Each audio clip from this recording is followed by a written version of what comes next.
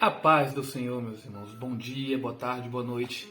Não sei a hora que você vai ver esse vídeo, mas que Deus abençoe você desde já. Particularmente eu estou aproveitando a luz do sol. Eu gostaria de compartilhar uma palavra com vocês. Eu escutei um comentário ontem à noite que me deixou pensativo. Alguém me disse assim: para ler a Bíblia, você precisa se rebaixar ou precisar muito para poder compreender. Isso leva para duas vertentes. Inclusive, uma vez eu escutei uma pessoa dizendo assim: todo crente é um arrependido. O que de fato é verdade. Nesse caso é verdade, porque aquele que não se arrepende dos seus pecados, que é o primeiro passo, como é que ele vai conseguir seguir um caminho cristão? Mas tomar consciência do pecado é reconhecer que nós erramos, que o erro está conosco. E é por isso que muitas pessoas não acreditam nisso. E diz que para você poder ler a Bíblia, ou você está muito necessitado, né, de perdão, ou está com uma autoestima baixa, o que também não é, de certa forma, mentira. A igreja nada mais é do que um hospital.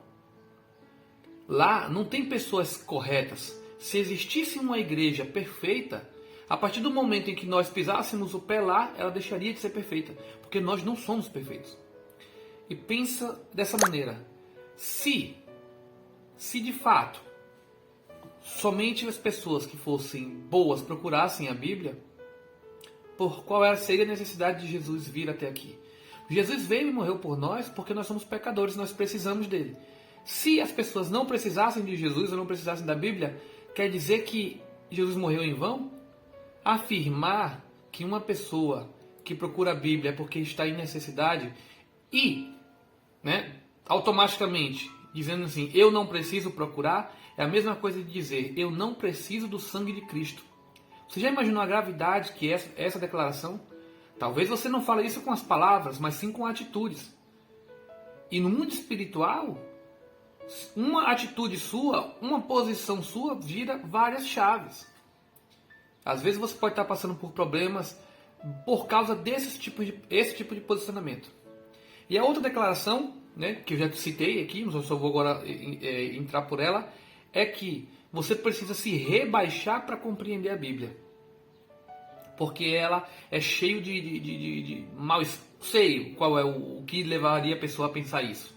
Mas uma das coisas que eu imagino seria a Bíblia é mal escrita. É verdade, eu concordo com isso. A Bíblia é mal escrita. Sim, sim. Se você pegar qualquer pessoa profissional da área de língua ou questão de codificação, alguém que tem aí literatura, você vai conhecer muitos artistas que escreviam muito melhores do que as pessoas que escreveram a Bíblia. Você vai encontrar, tem nenhum Machado de Assis. Nenhum Machado de Assis escreveu a Bíblia. Fora alguns que tinham muito estudo, como o próprio Paulo, como, por exemplo, Isaías, que era um nobre. Você não vai encontrar pessoas que fossem bons de escrita. Você tem Oséias, que era um cuidador de ovelhas. Davi era rei, ok. Salomão também era um rei, o homem mais sábio. Já vou falar um pouco de Salomão, nós vamos ler um texto aqui que fala sobre ele. Mas tem muitas pessoas na Bíblia que quem escreveu eram pessoas que não tinham tanto estudo assim, não tinham tanta orientação.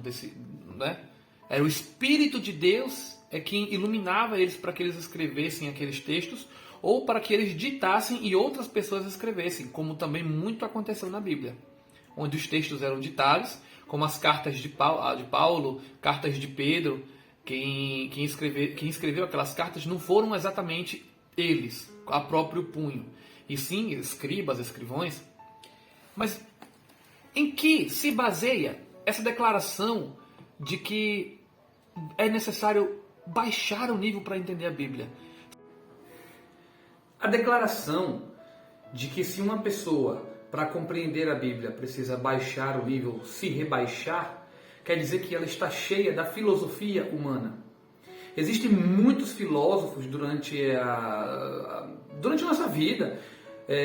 que trazem livros interessantíssimos, que nos enriquecem em inteligência, e é verdade. Eu convido vocês a lerem, por exemplo, Shi Tzu, não sei se o nome dele é esse exatamente, mas pronto. O livro é A Arte da Guerra. O livro dos Cinco Anéis, de Miyamoto Musashi. Outro livro também, O Príncipe, de Maquiavel. E aí você vai para outros autores muito bons, Rousseau, Hobbes. Você pode conhecer também, ler Sociedade Líquida, de... Qual é o nome dele? Você lembra, Jackson? Sociedade Líquida de menino... Sociedade Líquida, de Bauman. São filosofias humanas. Muitas das vezes, esses livros tentam explicar como nós devemos nos comportar, como nós devemos agir, quais são os sentidos da vida. E existe um homem que conseguiu permear por todos estes caminhos. Ele teve tudo, teve riqueza, teve mulheres, ele tentou tudo que ele podia ter tentado na vida dele. E esse homem é o rei Salomão. A sua sabedoria, a sua inteligência era conhecida em todos os lugares do mundo daquela época. A Bíblia fala que vários reis iriam visitá-lo para testar a sua inteligência e começavam a perguntar, como foi a rainha de Sabá. Ela fazia perguntas muito difíceis para ele. E o livro de 1 Reis, no capítulo 3 e no verso 16 em diante, relata um de seus julgamentos. Naquela época, o rei também fazia julgamentos comuns, como se fosse um juiz. E escuta bem esse caso.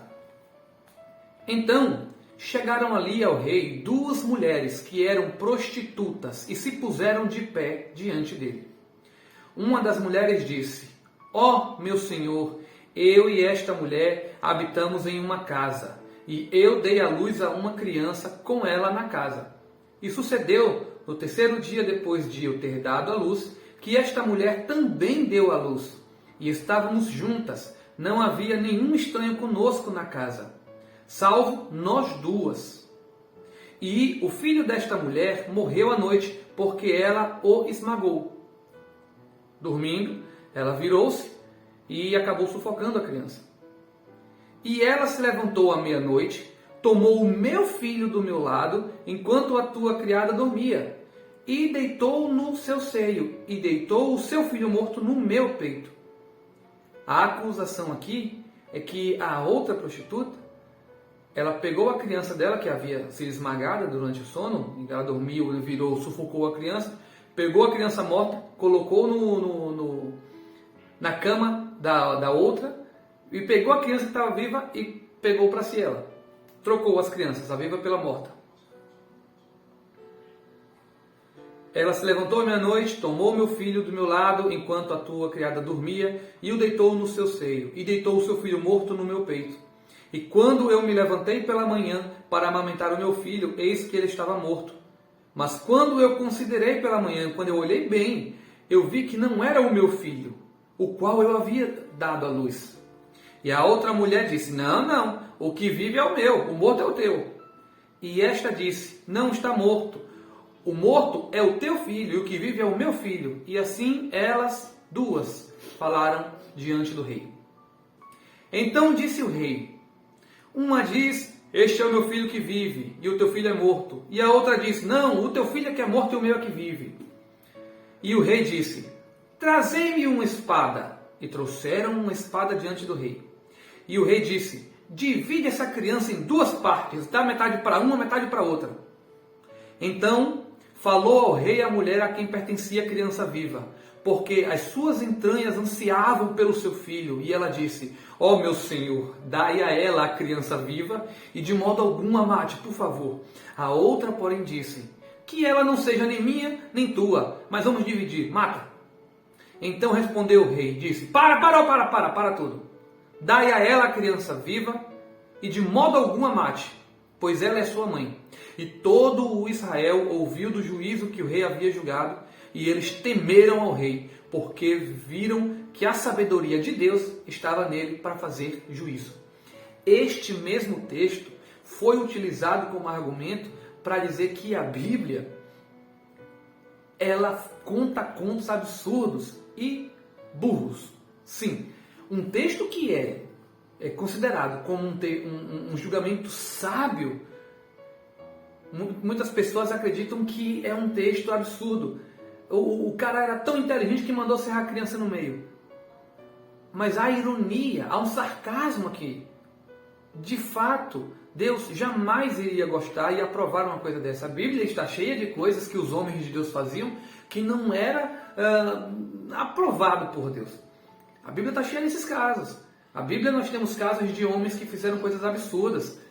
Mas, no entanto, nós temos aqui como seguir o que dá certo e não seguir o que está errado. A Bíblia diz que toda a Escritura é útil para o conhecimento. E este caso de Salomão é um dos casos mais sábios escritos na Bíblia. Mais sábios. Dá para tirar muitos textos aqui de trás. E não, meus irmãos, a Bíblia ela não é para ser lida fora de contexto. Cada texto aqui tem um contexto específico. E outra, a Bíblia não é chata. Quando eu comecei a ler a Bíblia, eu também comecei a ler ela com olhos estranhos. Falei, isso está muito esquisito. Isso está muito esquisito. Mas conforme o tempo foi passando, eu passei por uma desconstrução. E é isso que você, leitor da Bíblia, com certeza um dia já passou. E se não leu, vai passar. Porque a Bíblia desconstrói todo o conhecimento humano. Às vezes nós nos achamos inteligentes, nós bolamos planos, nós achamos que é dessa maneira que devemos fazer. Enquanto a Bíblia, ela fala, não, faça diferente. Não faça desse jeito. Como eu trouxe vídeos na semana passada falando sobre ambição, sobre a gana. E muitas das vezes a gente quer fazer o bem para poder receber de volta. E a Bíblia diz fazer o contrário. Faça o bem a quem não pode te ajudar, porque você só vai ser recompensado no céu. Vai chegar um momento que a tua lógica vai dizer é impossível. Aí é que começa a entrar em ação a sua fé. Quando a sua mente não consegue mais captar e entender a Bíblia, aí é que a sua fé começa a trabalhar. Aí é que começam a acontecer as coisas extraordinárias, porque você vai começar a enxergar, porque Deus abre o teu olho espiritual, Deus abre a tua mente para você poder compreender as coisas espirituais, mas as coisas do Espírito só são percebidas pelo Espírito. A tua mente carnal, a nossa mente carnal, não consegue entender, nossa inteligência não consegue entender. A Bíblia nos diz, não siga pela sua própria inteligência, por mais confie em Deus porque Ele te mostrará o caminho. Mas esse caminho que Ele vai mostrar só é possível enxergar pelo Espírito. Você pode encontrar vários textos bíblicos dizendo como você deve agir, como você deve andar. Mas as coisas do Espírito só são reveladas para quem tem o Espírito. Um bom exemplo disso é quando Jesus pede para que os discípulos, os apóstolos, vão até uma cidade e perguntem assim, veja lá o que eles falam de mim. E eles respondiam, meu Senhor, eles dizem que você é Isaías, que você é um profeta, que você é um enviado de Deus. E vocês, o que dizem? Pedro se levanta e diz, ora, você é o Messias, é o Cristo que veio para nos salvar. Jesus olha para ele e diz assim, bendito seja o meu Pai que te revelou isso, porque essas coisas só são reveladas pelo Espírito. De modo contrário a algum, Pedro, você poderia descobrir quem eu era. É isso que Jesus disse. Quem eu era não, quem eu sou, porque Jesus está vivo. Amém? Olha, a Bíblia não é chata. Te convido para ler. Te convido para se esforçar um pouquinho. Eu sei, genealogia, etc. Mas pensa comigo, por que um livro que foi tão perseguido por tanto tempo, um livro tão mal escrito como é a Bíblia, sim, às vezes eu tenho que ler 2 vezes também para entender. Leio anteriormente, leio depois, para entender o contexto, mas a Bíblia se confirma do princípio, do Gênesis ao Apocalipse. Ela está se confirmando. O segredo de Balaão só é revelado em Apocalipse. Uma leitura que você faz nos 5 primeiros livros da Bíblia, só é revelado lá em Apocalipse, no último. É uma questão de paciência, de pedir a Deus para continuar E você precisa vencer o preconceito para conseguir entender a Bíblia. Amém? Vamos fazer uma oração que nosso Jesus Cristo, o nosso Salvador, nos ensinou. Que é assim: Pai nosso que estás no céu, santificado seja o teu nome e venha o teu reino. Que seja feita a tua vontade, assim na terra como no céu. O pão nosso de cada dia nos dá hoje. Perdoa as nossas ofensas, assim como nós perdoamos quem nos tem ofendido, Deus. Por favor, não leve em conta o tempo de ignorância, quando declaramos todas as coisas que declaramos sem saber, meu Deus.